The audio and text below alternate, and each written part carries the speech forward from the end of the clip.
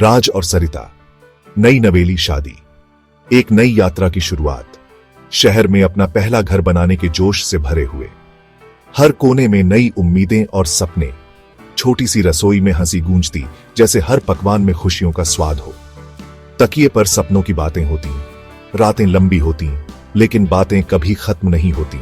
एक दिन मैं अपने डिजाइन्स रैंप पर देखूंगी, ये मेरा सपना है, सरिता ने बताया। उसकी आंखें उसकी पसंदीदा सीक्वेंस की तरह चमक रही थी। उसकी आवाज में आत्मविश्वास था। पहले इस अपार्टमेंट को सेट करते हैं, है ना? यह हमारा पहला कदम है। हमेशा की तरह समझदार राज मुस्कुराया।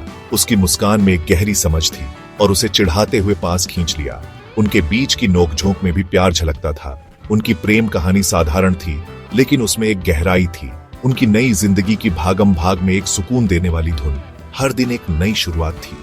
वे एक दूसरे का सहारा थे, एक दूसरे की पनाह। उनके बीच का बंधन अटूट था, लेकिन सपनों को बीजों की तरह खिलने के लिए प्यार से ज्यादा की जरूरत होती है। उन्हें पोषण और देखभाल चाहिए।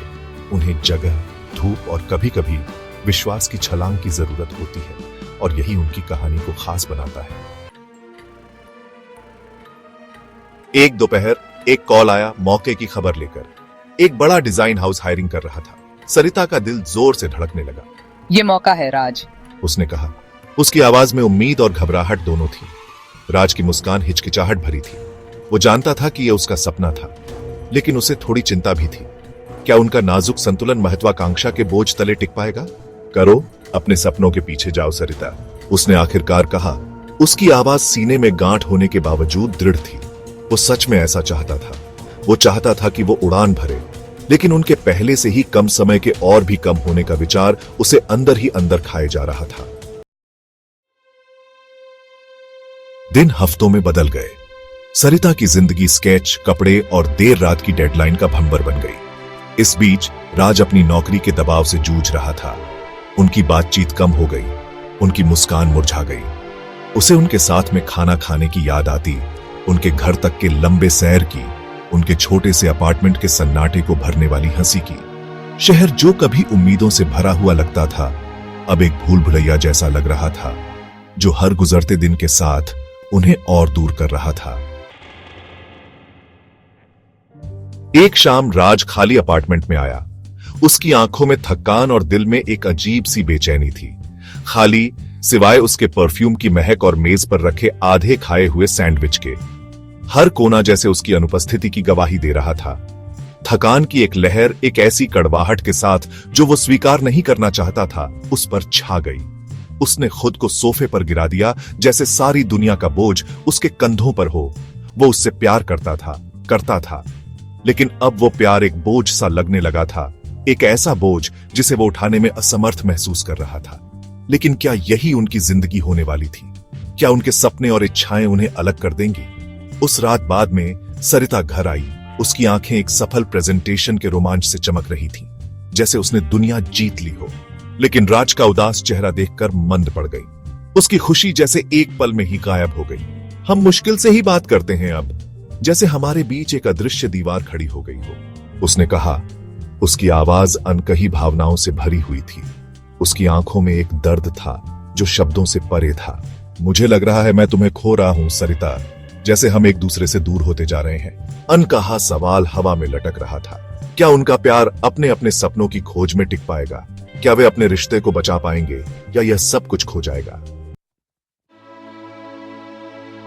झगड़ा होना ही था। उनकी अनकही निराशाएं बाहर आ ही गई।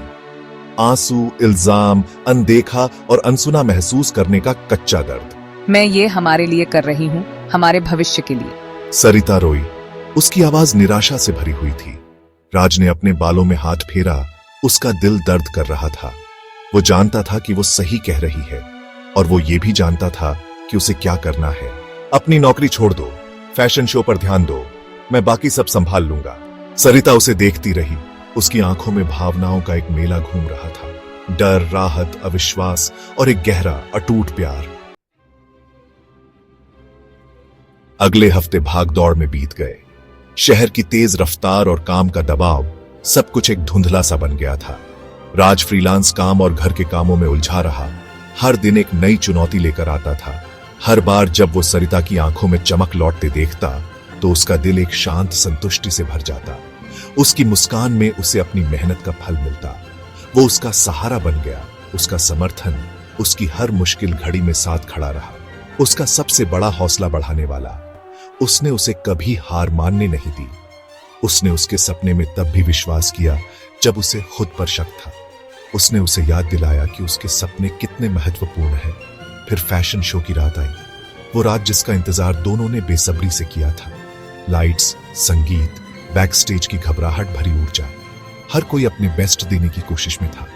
राज विंग्स से देख रहा था। उसकी आंखों में उम्मीद और दिल में धड़कनें तेज थीं। उसका सीना गर्व से फूल रहा था जब सरिता की रचनाएं रैंप पर जीवंत हो उठी। हर डिजाइन में उसकी मेहनत और प्यार झलक रहा था।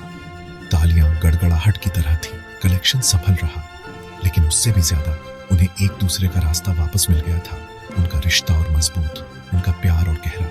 इस सफर ने उन्हें और करीब ला दिया था।